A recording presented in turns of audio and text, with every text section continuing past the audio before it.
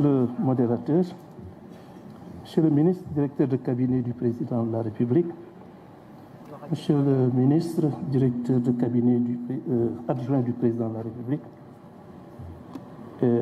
Monsieur le facilitateur, Mesdames et Messieurs, mes chers compatriotes, alors que ce dialogue sur la réforme de la justice touche à sa fin, permettez-moi de vous exprimer ma profonde reconnaissance pour votre participation active et votre engagement constant à œuvrer pour sa réussite. Depuis le début de ces échanges, vous avez, ensemble, dressé un état des lieux sans complaisance de notre système judiciaire et exploré des pistes de réforme pour rendre à notre justice sa dignité et son efficacité. Je tiens à féliciter tous les participants, des représentants de la société civile, aux membres éminents du barreau, des universitaires engagés, aux professionnels du système judiciaire et à tous ceux qui ont contribué à enrichir nos discussions de leur expertise, de leur expérience et de leurs idées novatrices. Ce dialogue national a été bien plus qu'une simple série de débats. C'était une démonstration de notre engagement collectif envers l'idéal de justice, un rappel de notre responsabilité envers chaque citoyen et chaque communauté et une affirmation de notre volonté de construire un avenir où la règle de droit est respectée et où la justice est accessible à tous, sans distinction.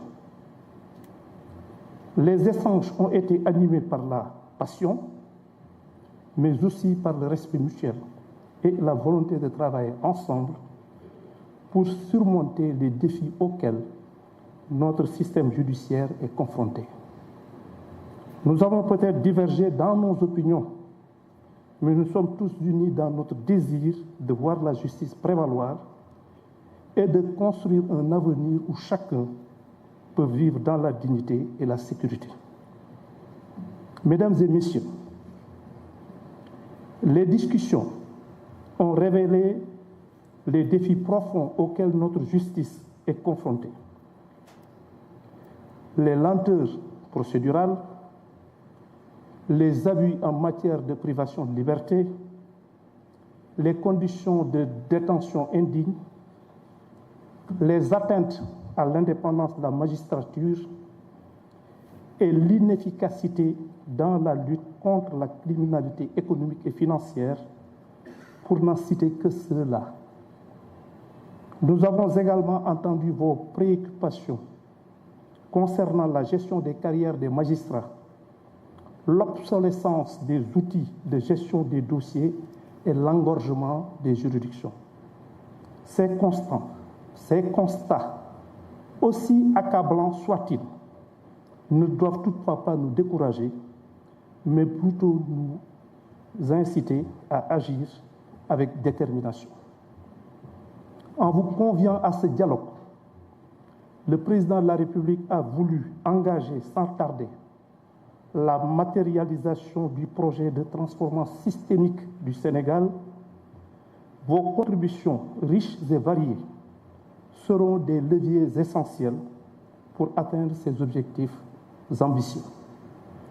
Mesdames et Messieurs, il est désormais impératif de traduire nos discussions en actions concrètes.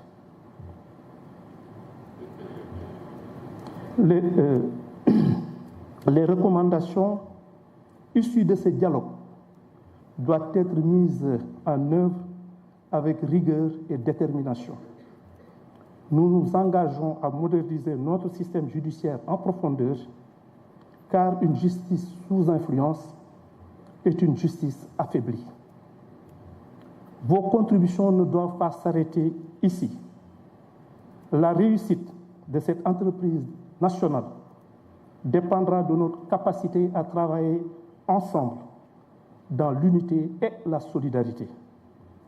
C'est dans cette synergie que nous pourrons transformer notre pays et réaliser notre ambition d'un Sénégal meilleur où la justice sera véritablement réconciliée avec le peuple. Je vous remercie pour votre engagement. Ensemble, nous construirons une justice digne de notre démocratie, forte de ses valeurs et respectueuse des droits de chaque citoyen. Je vous remercie de votre aimable attention.